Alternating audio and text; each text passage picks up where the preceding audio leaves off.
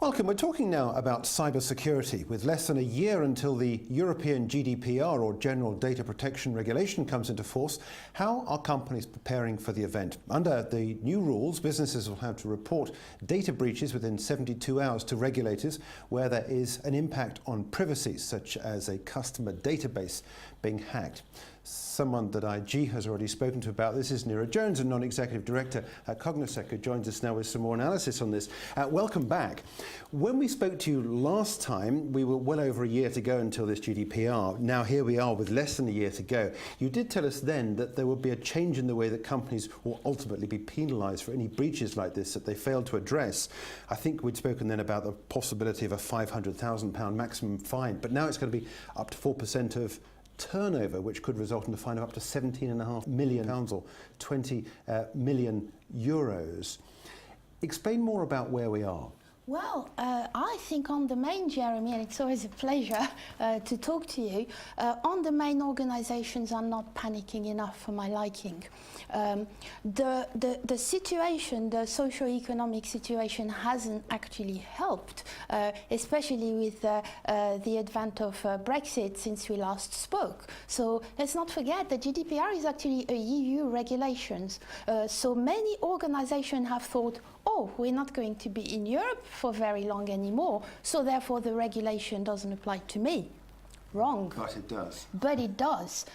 The regulation is aimed to protect EU citizens on the main. So therefore, any organization that would handle EU citizens' data is actually subject to the regulation regardless of the country they operate in. And that's very, very significant. Okay, the report suggests that a third of businesses believe the rules don't apply to them, and a quarter say they would not be able to detect a breach.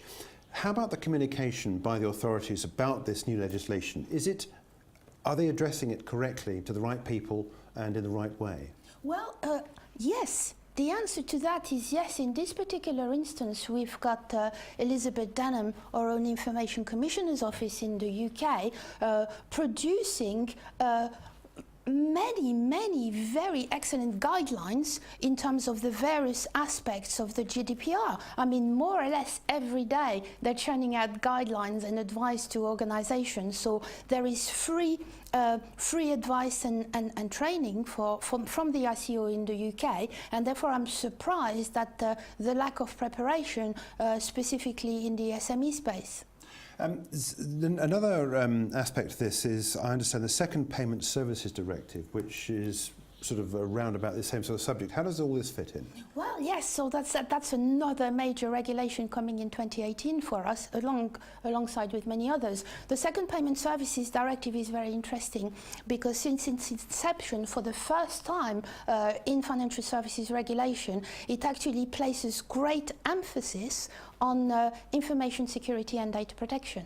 And there is a little known fact about the PSD2, which obviously appertains to payments and financial services, that Article 94 is a very small article. It's only one sentence in the PSD2, but that sentence actually say some words to the effect of, thou shalt comply with the GDPR. So suddenly from a regulation that big, you get a regulation that big, completely linked with the General Data Protection Regulation.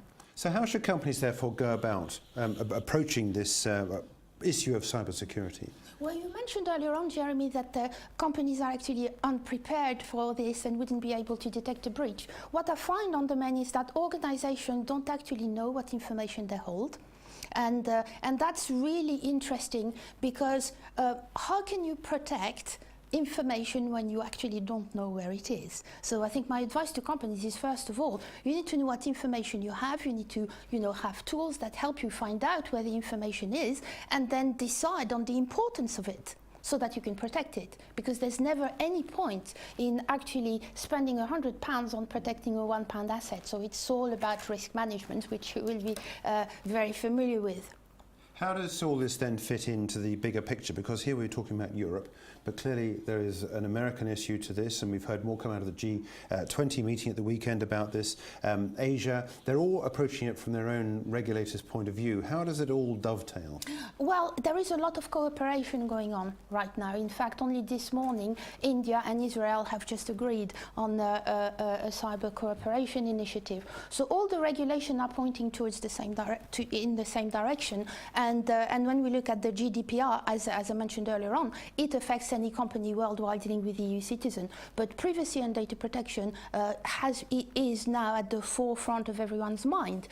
Indeed, I think it was about 10 days ago, so Wetherspoons here in the UK actually very publicly disclosed that they have completely deleted their entire customer marketing database. So all the email addresses for their customers. And that's a very interesting point. And I think kudos to Wetherspoon. But with what end in mind? The end was, well, we now have new regulations with the GDPR. We now have to look very closely at what the GDPR calls fair processing and the issue of consent, which I'm sure you're familiar with. So rather than having an existing database and not knowing exactly what you said to those customers before and what to do with them and how to ensure that you have the appropriate consent and privacy notices, then they deleted the whole thing to start afresh with the proper processes. And I'm sure many other companies will actually follow suit. Okay, having introduced the name of one particular company, I'd like to take a look at this from a trading opportunity point of view now, because clearly when you're approaching the opportunities within the markets to look at companies and the way they perform, if a company like Wetherspoons, for example, have taken proactive action, which is obviously the right thing to be doing there, clearly there will be some companies that fall short and they fail to implement and they don't tell the right authorities. What are the implications there for trading for a company which is listed on the stock exchange? Oh well, the implication can be numerous, and indeed this has been a hot topic in the security community since summer of last year. Not only on the trading side, but also on the ethics of the information security profession. So I'll just say one thing. About 10 days ago, TNT Express, which is a European subsidiary of FedEx, was breached. Now, in itself, it's not a catastrophe, because let's put it this way: breaches are inevitable. It's what you do afterwards, how quickly you respond, and how quickly you secure your system. So it need not be a catastrophe. But TNT Express were breached, and immediately what FedEx actually did, they suspended stock trading for 50 minutes. And this is because, when companies very publicly show that they have vulnerabilities, or that they got hacked, or that there is a breach, observe the effect on the share price. And suddenly you have all sorts of people making it their business to actually, short the stock. Right. So the best way to do this is, obviously, as you say, suspending the stock for a period. Well, that's what FedEx is. I'm not saying it is the best way. The right thing to do is obviously avoid being in that situation in the first place. Which goes back to what we were talking about earlier on. Now, behind companies for which, I buy things online, there's payment companies involved here as well. The payment sector is a big element to all this. What is the impact of cybersecurity on the payment sector? Well, like any major critical infrastructure organizations, banking, payments, telecoms, and all of these, it is extremely crucial, and indeed they are under even more stringent directives and regulation in those sectors. There is also the NIST directive, which will come into play around about the same time as well. So when we look at that, it is absolutely crucial for payments organizations to secure their infrastructure, because it's all very well a single retailer being hacked. It will affect potentially the customer base of that retailer. But when a payments organization gets hacked, can you imagine how many organizations are at play and are potentially at risk, and many more millions of customers behind that, because essentially a payment service provider is just that. It's a provider to many other organizations. So the impact is significantly more dangerous and more acute if payment services organizations actually do not take security seriously. There are many more other regulations around that space that ensure that, and luckily, touch wood, we don't see many of those happening. How about the banking sector? It's an interesting point, actually, especially when mentioning financials. And the banking sector is now looking at ways to try and potentially adopt the cyber currency, the digital currency world, Bitcoin, Ethereum, whatever it might be. How difficult is all that going to be? That's presumably going to introduce a whole new element.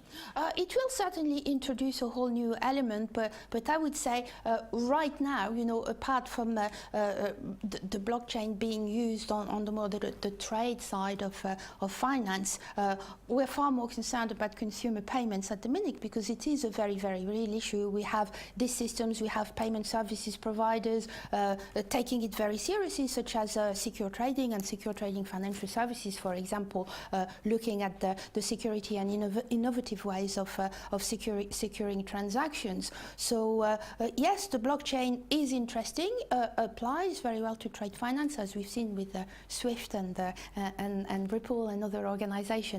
Consumer finance, as yet, I would be more concerned about the retail payment side. We know how to secure this. It's just a matter of getting onto it, and certainly, in my opinion, financial services are leading the way in that because of the resources they have. Amongst financial services companies, of course, we've heard a lot about the building of the compliance department, the very important department. But I guess we're now going to see more of these within retailers, within other sectors, within the economy. Absolutely. Specialist compliance department. Yeah, absolutely. In fact, not necessarily specialist compliance department, but maybe within the risk department and working together with the security departments. What's really interesting, Jeremy, is that we've talked about the GDPR, we've talked about the PSD2 Second Payment Services Directive. We also have the fourth Anti-Money Laundering Directive. We've got the E-Privacy Directive coming at the same time. So we've got all sorts of directives related to security and data protection coming in 2018. And no wonder organizations are actually quite scared and don't quite know what to do. But what we have to remember is that all these regulations actually somehow overlap, and economies of scale can be realized if organizations look at it in a holistic fashion in terms of security and make the investment once, to hit many of the regulation and therefore compliance requirements. But what's interesting, all of this has actually generated a new industry, and that new industry is actually called dredge tech. So suddenly you find all of these companies using really funky technologies such as machine learning and artificial intelligence, which I'm sure you've seen in the news, to actually help with the automation of the compliance requirements. So going back to what we were saying earlier on, first thing, know what you have. So data classification is extremely important.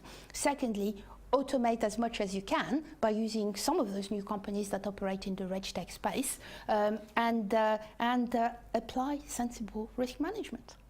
Yeah, look, it's an interesting subject. I'm sure we'll have you in again before May next year when GDPR comes through. That's Neira Jones. They're from Cognosec with less than a year until the European GDPR, which is the General Data Protection Regulation, comes into force.